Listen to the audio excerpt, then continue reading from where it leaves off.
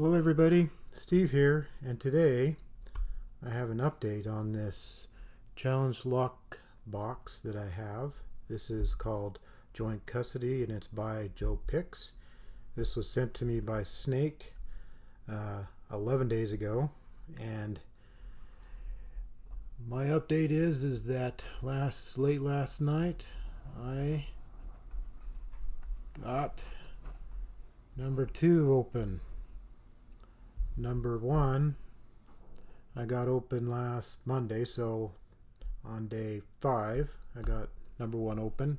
On day 10 I got number 2, and pretty excited about that. But when I got it open, everybody else was asleep. It was late at night. I'm like, oh, let me try one more time, and then an hour later, finally I got it. Everybody else is asleep, so you have to be a little careful when you're celebrating at that time. But anyway, I did get both these locks open, and yeah, they were definitely a challenge for me, and I definitely did enjoy them. So lock number 1, well, first of all, the biggest thing to me is finding a way to tension these locks so that they turn right. This one has to turn counterclockwise, this one has to turn clockwise, and so the biggest thing is trying to get some tensioning. And I tried, of course, when I tried doing this originally, you could see in my first picking attempt is these very sloppy and stuff, so I went out to the shop and I made a tension tool that fits in there very snugly, and I have little grooves cut in there. I don't know if you can see that on both sides, and that's so that I could get right into that warding right there and get them in there, and it fits perfectly, and I can get a lot of control because since this is not a spring core, then it's really easy to basically have all your pins drop when you're doing some counter rotation. But this helps you give you a little bit control, and so right when you get to that shear point, you can barely, take your time and stuff, and you can barely get it, or get a lot of control, and then it will go for you. So so with this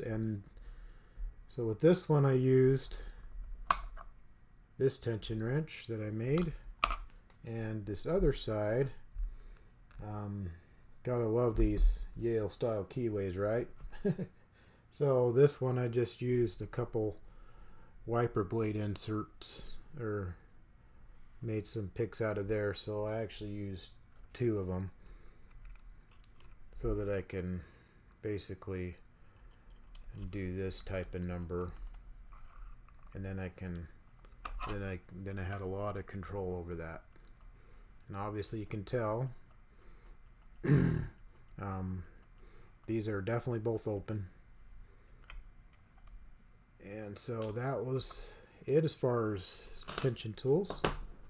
And as far as picks, the first one I used Sparrow's Lunatic, and picking right off the bottom of the lock, picking up, worked out perfectly for me. And I don't know if you can kind of tell that looks like what everybody else has been doing, is picking off the bottom part of the lock. And same here, looks like everybody's been picking off the bottom part of that lock too. And with this side, what I found is I got some multi-picks that are 0.4 millimeters in diameter, so a thin pick, and I was able to get around the warding and pick the pins with this lock. I used a combination of a deep hook, this reach, and then there's a couple times when I was picking off of this warding off the ledge here, and so I used a regular picks to do that. So combination of lock picks on this side. And anyway, definitely excited to get this open. And both locks, obviously, they're very different. This one gave me a lot more feedback, deeper fault sets. This one was more so. The fault sets were not quite as much, and so it was very hard to kind of get a feel for it. I started both of them. I basically started on pin 1 and worked to the back of the lock. This is a 6-pin lock. This is a 5-pin lock. And even this one, just picking the first and second pin, I fall into a really deep fault set, and then when I start getting into 3, 4, 5, and 6 and trying to get that counter rotation, I get it just past the shear point, and then I'd drop pin 1 and 2, so I'd have to keep going back. So obviously, I mean, you have the other pins are help make it drop, which is not very fun, but still I was able to get it going back and forth until I finally got it. I think it was a pin 3 or 4, I think. I just very carefully with the tension and picking up and just picking that pin, and it's just once I got past the shear point, then it popped open. And before when I was practicing before, I would get it loosen up that tension too much, and then it would just drop the other pins. But just very carefully, having the control, doing the best I can with the control with the tension, and it just get just past that shear point and it'd come open. And it was the same way with this one. Pin 1 and 2 were the ones that were binding first, and kind of doing the same thing.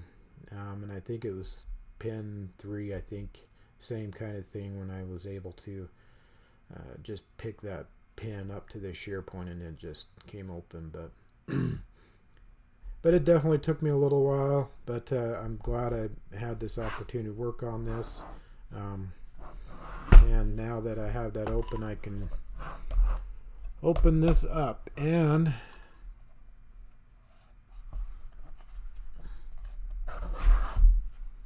thank you, Snake, for providing it. There is a nice little lock in there for me, and this poker chip.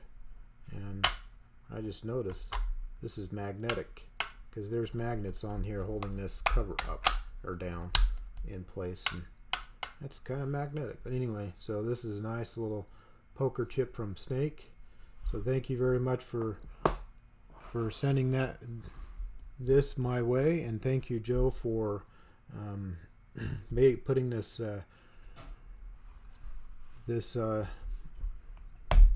challenge box together. And I'm glad I was able to get it open, and it definitely took me a little bit of work, but I came through in the end. And I'm not gonna. And I actually have not. When I got them open, and being very careful on this one not to turn it while I was working on this one, but once I got it open, I haven't touched them yet. So I can, if I wanted to, reset them and try them again, but got it done the first time. So thank you very much for watching, and thank you, everybody, for your likes and your comments in previous videos. And anyway, so please continue to leave comments down below, and make sure you like this video and subscribe. And thank you very much for watching, and have a good day.